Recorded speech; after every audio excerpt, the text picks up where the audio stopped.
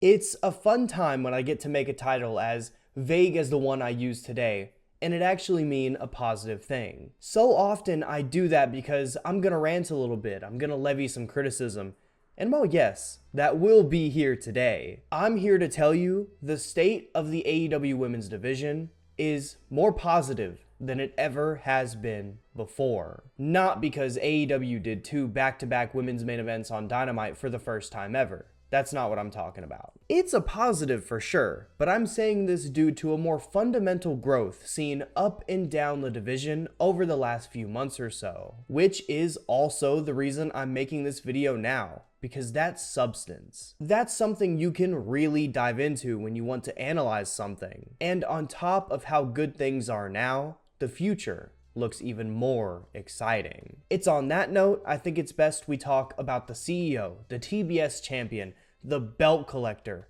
Mercedes Moné, before anything else. Because while the women's division has been getting better and better, she's done the same, with the most recognizable part of that being her in-ring match quality. It was never bad necessarily, and she did have a killer first match in AEW with Willow Nightingale. But when you set a standard for yourself, people will always expect that of you. And for a while there, she just couldn't find her groove. She wasn't looking like the Mercedes we had come to expect. That's definitely in part due to the opponents that she was facing at the time. But even while she was in there with the likes of Queen Aminata and Emi Sakura, she just wasn't hitting that level. On top of that as well, I don't think she was put in the best spot to succeed in her segments on TV. Not to take blame away from her performances, which I didn't think were great at all. But things like her celebration in August where she had that interaction with Private Party, that was 2010's WWE slop at its very worst. And it was things like that that plagued her first little bit on TV, as did them setting her up with promos in front of a live crowd with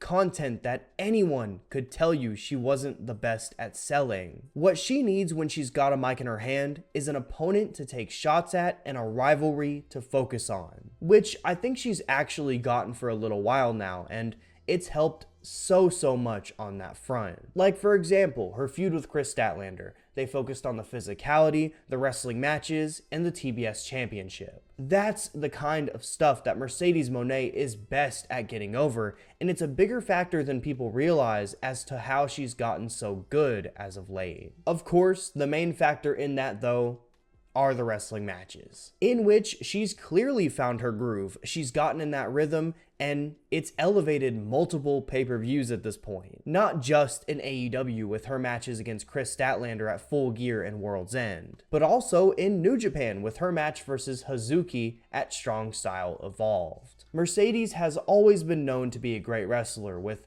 many putting her as the best women's wrestler in American history. That's all people really want to see from her. They want to watch her at her very best. So her progressing the way she has in confidence has been really great to see, and it's helped AEW out a ton. Just as it's made this impending Athena feud they've started to build so much more exciting than what it was on paper, which is saying something because it was very exciting on paper. Now off rip, let's make one thing very clear. This is genuinely, without a doubt, an AEW All-In main event caliber matchup. These are 2 of the very best at the top of their games, and it's also been something that fans have been clamoring for since Mercedes became All Elite. The excitement I saw on the timeline last week for the face-off on Collision, their very first interaction, solidified my feelings on that. This pairing could easily play the biggest role in continuing to elevate this women's division,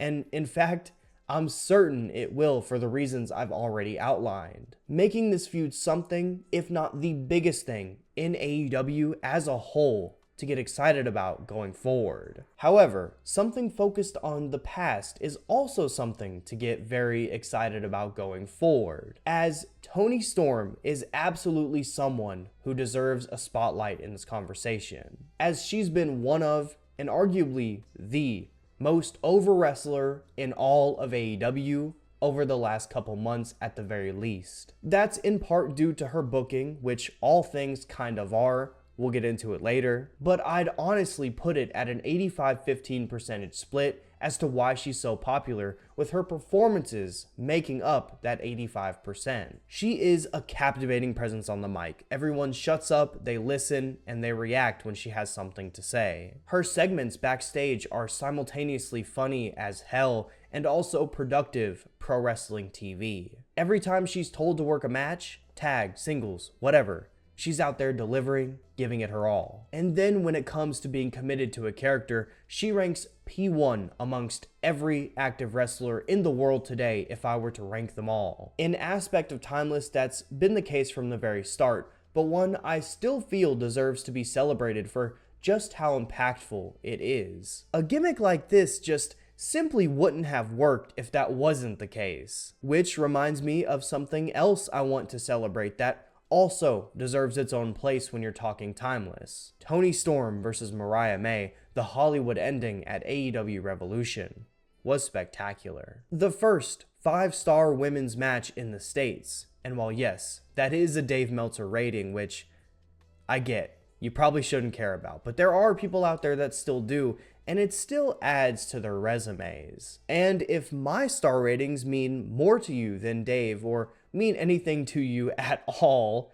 I also had it at 5. Mostly because I thought it was the perfect ending to that over a year-long feud, and the fact that they did it all in under 13 minutes just adds to its legacy. That truly may be the best match that Toni Storm will ever have, and the fact that it happened during this Timeless run cements this character even more so than it already was. When it comes to Toni's future as well, she has a date with Megan Bayne tomorrow if you're watching this the day it releases on AEW Dynasty. And while I won't give any takes on what I think should happen because, you know, it happens in a day basically, what I will say is with how well this has been built, with how well they've highlighted and continuously pushed Megan Bayne, I wouldn't be mad if she won. I wouldn't be mad if Toni retained either. I'm happy with whatever they choose, and I'd say that's a sign of good booking. And another sign of good booking, not necessarily so recently, is how they elevated Harley Cameron going into Grand Slam Australia, where in the lead up, all of her unique talents were given the spotlight,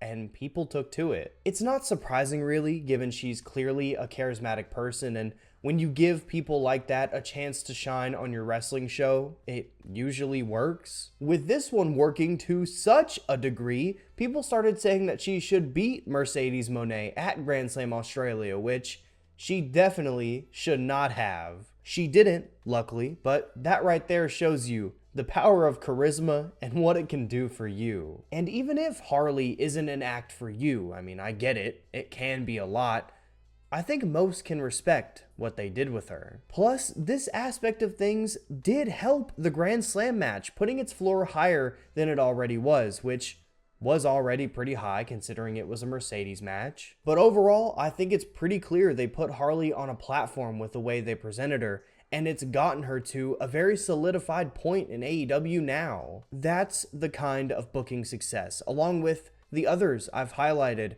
while also trying to mainly put focus on each of these women's performances, that is indicative of wider trends with this women's division, where we're seeing more focus, more care being put into each of these characters, their feuds, all of it. And it's led to the women being able to main event multiple Dynamites without it feeling performative. I said at the beginning that those two mains aren't what makes me feel this way, it's more fundamental. And the fundamental part of it is the two mains feeling earned, feeling deserved, because the booking and the characters are working hand in hand to make it so. It hasn't felt like this in some time. In fact, it's pretty rare that it's ever felt like this, and it's why I've held back on making this video. Things could always go bad still, they could be ruined in a week, but this time, it just feels different because it feels more authentic. It's why I'm more confident than ever that the women's division will finally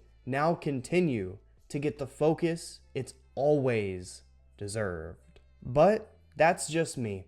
Let me know down in the comments if you're feeling just as confident or maybe a little more skeptical. and why. While you're there, make sure to leave a like on the video as well. It helps me out a ton. And of course, make sure to subscribe to the channel where we're always talking Graps. Thank you all so much for watching. It's been Novi. Much love. Be well. Stay safe. And have a good one, folks. Peace.